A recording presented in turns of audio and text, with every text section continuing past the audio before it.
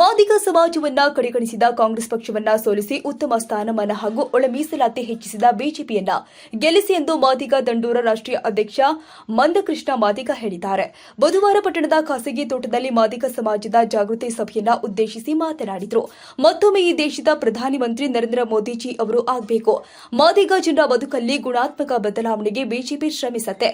ಮಾದಿಗ ಸಮಾಜದ ಅಭಿವೃದ್ಧಿಗಾಗಿ ಈ ದೇಶದಲ್ಲಿ ಮತ್ತೊಮ್ಮೆ ಬಿಜೆಪಿ ಅಧಿಕಾರಕ್ಕೆ ಬರಬೇಕು. ಅದಕ್ಕಾಗಿ ಮೊಳಕಾಲ್ಮೂರು ಕ್ಷೇತ್ರದ ಜನತೆ ಬಿಜೆಪಿಯನ್ನ ಗೆಲ್ಲಿಸಬೇಕು ಎಂದರು.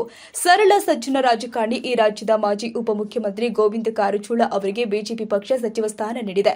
ಮಾದಿಗ ಸಮುದಾಯಕ್ಕೆ ನ್ಯಾಯಸಮ್ಮತವಾದ ಸ್ಥಾನಮಾನ ಸಿಗಲು ಕೇಂದ್ರ ಹಾಗೂ ರಾಜ್ಯ ಸರ್ಕಾರದ ಅವಧಿಯಲ್ಲಿ ಮಾದಿಗ ಸಮುದಾಯದವರಿಗೆ ಸಚಿವ ಸ್ಥಾನ ನೀಡಿ ಉತ್ತಮ ಸ್ಥಾನಮಾನ ನೀಡಿದೆ. ಕಳೆದ 30 ವರ್ಷಗಳಿಂದ ಮಾದಿಗ ಸಮುದಾಯದ ಸಾಮಾಜಿಕ ಸ್ಥಾನಮಾನಗಳಿಗೆ ಹೋರಾಟ ಮಾಡಿದ್ದೇವೆ. ಮಾದಿಗ ಸಮುದಾಯದ ಒಳ ಮೀಸಲಾತಿಗಾಗಿ ಮಾಜಿ ಪ್ರಧಾನಿ ಮನಮೋಹನ್ ಸಿಂಗ್, ಕಾಂಗ್ರೆಸ್ ಅಧಿನಾಯಕಿ ಸೋನಿಯಾ ಗಾಂಧಿ ಇವರನ್ನ ಹಿಂದೆ ಹಲವು ಬಾರಿ ಭೇಟಿಯಾಗಿದೆ. ಆದರೆ ಅವರಿಂದ ಮಾದಿಗ ಸಮುದಾಯಕ್ಕೆ ಅನ್ಯಾಯವಾಗಿದೆ. ಹಾಗೆ ಇಂದಿನ ಎಐಸಿಸಿ ಅಧ್ಯಕ್ಷ ಮಲ್ಲಿಕಾರ್ಜುನ್ ಖರ್ಗೆ ಅವರು ಮಾದಿಗ ಸಮುದಾಯದ ವಿರೋಧಿಯಾಗಿದ್ದು ವಿಧಾನಸಭಾ ಮತ್ತು ಲೋಕಸಭಾ ಕಾಂಗ್ರೆಸ್ ಟಿಕೆಟ್ ಹಂಚಿಕೆಯಲ್ಲಿ ಮಾದಿಗ ಸಮುದಾಯಕ್ಕೆ ಅನ್ಯಾಯವೆಸಗಿದ್ದಾರೆ.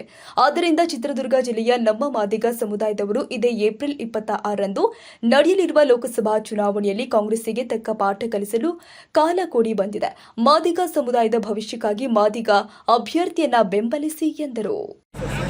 నాయకనట్లో జరుగుతున్న నాయకనటిపల్లిలో జరుగుతున్న మాదిగల సమావేశానికి వేదిక మీద ఉన్న మన శ్రేయోభిలాషి, మన వర్గం అంటే చాలా అభిమానించే, మనల్ని ప్రేమించి అభిమానించే సోదరులు తిప్పేశ్వరమన్న గారికి,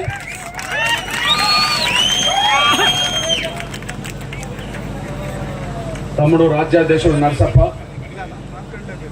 ఈ సమావేశాన్ని ఏర్పాటు చేసిన వేదిక మీద ఉండబడే సోదరులందరికీ, ఈ సభలో పాల్గొన్న నా తల్లులు, నా అక్కలు, నా చెల్లెలు, నా కుల పెద్దలు, విద్యార్థులు, యువకులు, ఉద్యోగస్తులు ఉంటే వారందరికీ ప్రతి ఒక్కరికి ముందుగా నా హృదయపూర్వక నమస్కారాలు తెలియజేస్తున్నాను. నా ప్రజలారా, ఈ నెల 26న పార్లమెంటుకు ఎన్నికలు జరగబోతున్న విషయం మనందరికీ తెలుసు. ఇక్కడ చిత్తదుర్గ బీజేపీ అభ్యర్థిగా మన సోదరులు జాతి పట్ల ఎంతో అభిమానం చూపెట్టే, జాతికి, మాదిగ జాతికి నిరంతరం సేవ చేసిన కర్ణాటక రాజ్య మాజీ ముఖ్యమంత్రి వర్యులు బీజేపీ అభ్యర్థిగా ఇక్కడ నిలబడ్డాడు. నాకు ఏ పార్టీకి సంబంధం లేదనే విషయం మీ అందరూ తెలుసు.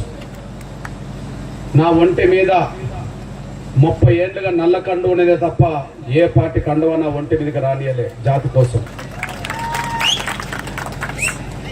నాకు ఎన్నో పదవులు, ఎంపీ టికెట్లు, రాజ్యసభలు, ఎమ్మెల్యేలు, ఎంపీలు, మంత్రులు చేస్తామన్న వాళ్ళు చాలా మంది ఉన్నారు. కానీ ఏ పార్టీ టికెట్ ఇచ్చినా నేను నిలబడలేదు. నా జాతిని, మాదిగ జాతిని గెలిపించడం కోసం పోరాటం చేస్తున్నా. మనందరూ తెలుసు, ఈ 30 ఏళ్లుగా జరుగుతున్న పోరాటం ఒక కీలక దశకు చేరిన సమయంలో ఎన్నికలు వస్తున్నాయి. 30 ఏళ్లుగా జరుగుతున్న పోరాటంలో ఒక కీలక దశకు చేర్చింది. ఆ సమయంలో ఎన్నికలు వస్తున్నాయి.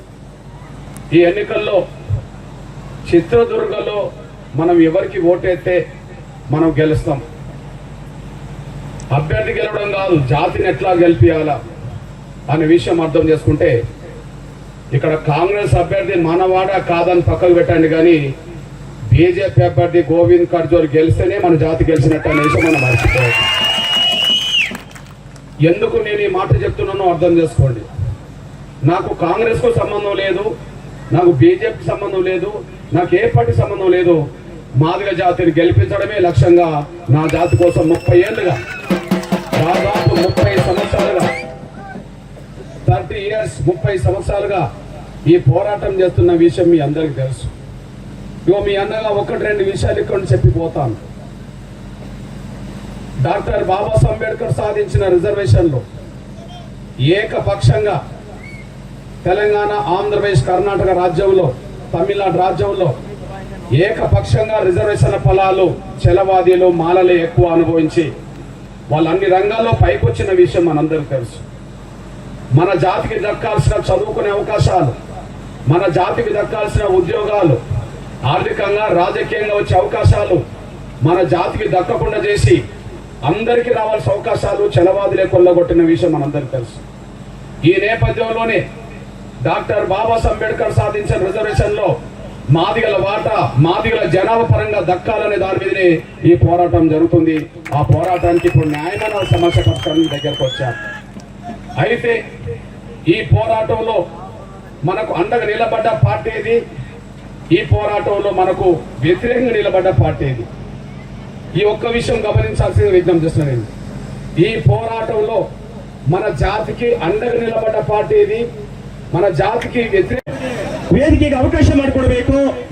ಸೊ ಅವರಿಗೆ ದೊಡ್ಡ ಚಪ್ಪಾಳೆ ಮುಖಾಂತರ ಅಭಿನಂದನೆಯನ್ನ, ಅವರಿಗೆ ಶುಭಾಶಯಗಳನ್ನ ನಮ್ಮ ಮೊಳಕಾಲ್ಮೂರು ವಿಧಾನಸಭಾ ಕ್ಷೇತ್ರದ ಎಲ್ಲ ಮಾದಿಗರ ಪರವಾಗಿ ಅವರಿಗೆ ಹೃತ್ಪೂರ್ವಕವಾದಂತ ಶುಭಾಶಯಗಳನ್ನ ಈ ಸಂದರ್ಭದಲ್ಲಿ ಬಯಸ್ತಾ ಇದ್ದೇವೆ.